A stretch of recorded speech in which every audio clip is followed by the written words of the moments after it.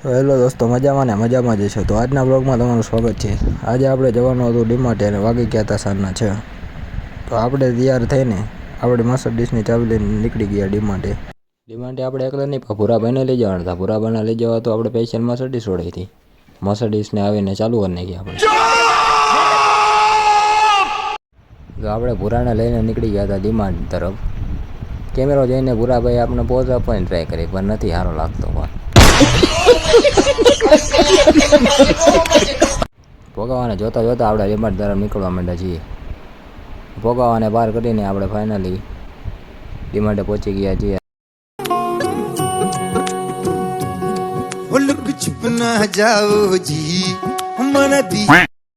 ડીમાર્ટે નીકળતા રાતના 11 વાગી ગયા હતા.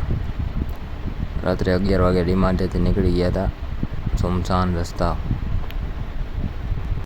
ફાઇનલી મિત્રો આપણે ઘરે પહોંચી ગયા હતા. વાગ્યા હતા રાતના 11:15.